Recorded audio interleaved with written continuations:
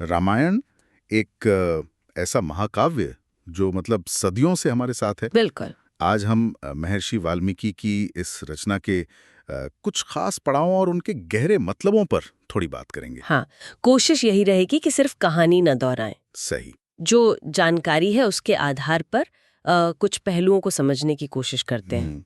क्योंकि रामायण सिर्फ राम की कहानी नहीं है।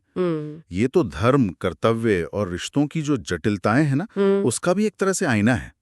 और ये 7 कांडों में बटी हैं, तो हर कांड में नई परतें खुलती हैं। हाँ तो चलिए शुरुआत करते हैं। पहला कांड, बालकांड। जी। राम का जन्म, उनका वो दैवीय स्वरूप, फिर विश्वामित्र मुनि के साथ जाना। हाँ, राक्षसों का वध करने। हाँ, और फिर वो सीता स्वयंवर में धनुष तोड़ना।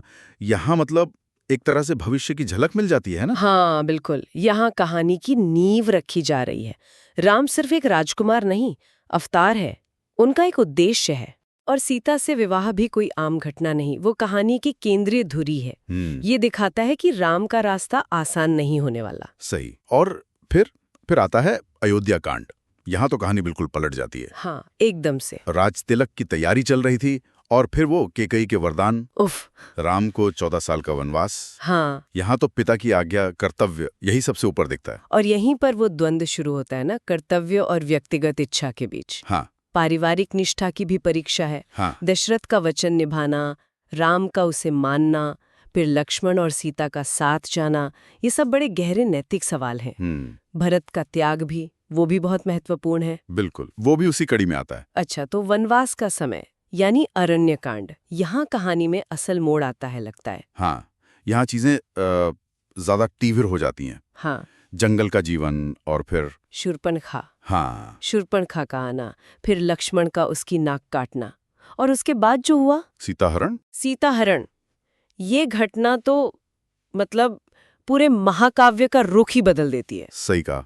शूर्पणखा का अपमान सीधे रावण तक पहुंचता है, उसके अहंकार को चोट लगती है। फिर मारीच का वो सोने का हिरन बनना, रावण का साधु के वेश में आना, ये सब छल कपट दिखाता है। हाँ, कि अधर्म कैसे रूप बदलता है। बिल्कुल। और सीताहरण ही उस महायुद्ध की वजह बनता है, धर्म और अधर्म के बीच। इसी खोज में फिर राम आगे बढ़ते हैं, किष्किंधा कांड आता है। जी। यहाँ हनुमान और सुग्रीव से मित्रता होती है। हाँ, ये बहुत महत्वपूर्ण पड़ाव है। और राम बाली का वध करके सुग्रीव की मदद करते हैं। ये एक तरह से रणनीतिक भी था, है ना। हाँ, कह सकते हैं। ये दिखाता है कि बड़े लक्ष्य के लिए सही सहयोगियों का मिलना कितना जरूरी है। सुग्रीव को राज्य वापस दिलाया, बदले में वानर सेना मिली सीता की खोज के लिए। ये आपसी सहयोग और उद्देश्य की एकता है। और यही हमें हनुमान मिलते हैं। हाँ, हनुमान जैसा अद्भुत भक्त और वीर। और सुंदरकांड तो लगभग पूरा का पूरा हनुमान जी को ही समर्पित है। सही कहा। उनका वो समुद्र लांघना, सीता जी को ढूंढना, फिर लंका दहन करना, कमाल है। ये अपने आप में एक पूरी कहानी लगती है। बिल्कुल। हनुमान का जो चरित्र है उसमें भक्ति, बल, बुद्धि, निष्ठा सबका संगम है। उनका अकेले ही इतना बड़ा काम कर देना, वो निराशा के माहौल में एक उम्मीद की किरण जैसा था। हाँ। ये दिखाता है कि सच्ची भक्ति और संकल्प हो तो असंभव भी संभव हो जाता है। फिर आता है महासंग्राम, युद्धकांड, या लंका कांड भी कहते हैं। जी, लंका कांड। समुद्र पर वो पुल बनाना, वानर सेना का पराक्रम, फिर कुंभकर्ण, मेघनाद जैसे बड़े बड़े योद्धाओं का अंत। हाँ, एक के बाद एक।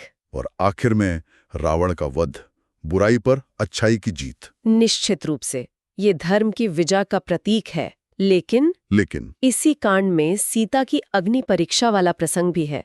वो कहानी में एक जटिलता जोड़ता है। हाँ, वो है। मतलब विजय तो हुई, पर कुछ कठिन सवाल भी खड़े हो गए। उस पर हमेशा चर्चा होती है। बिल्कुल। और फिर अंत में उत्तरकांड। राम अयोध्या लौटते हैं, राज्याभिषेक होता है, राम राज्य की स्थापना होती है।